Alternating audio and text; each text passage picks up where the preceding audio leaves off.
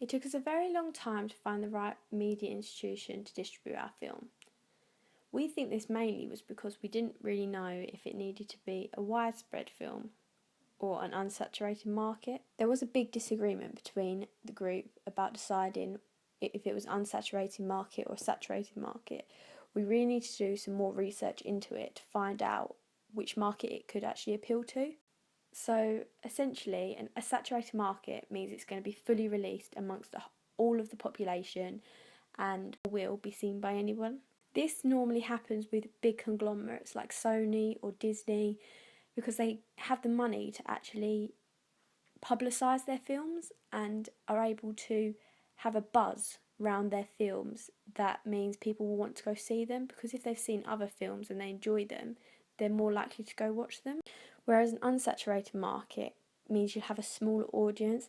It's more of an indie type film where you actually target it towards a smaller audience.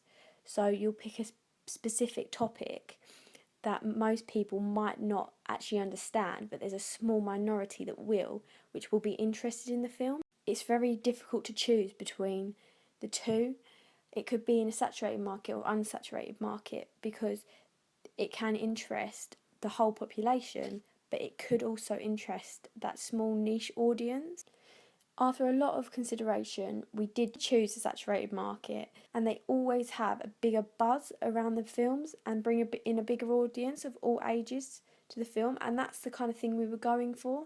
We wanted people from all ages and all genders to understand and watch our film and get a real knowledge about film noirs, because everybody knows what a Sony film is, and they have done it before with there's many examples of film noirs or neo-noirs being made by Sony or distributed by Sony, which we think would benefit us, as our film is very strong contrast between neo-noirs and a film noir.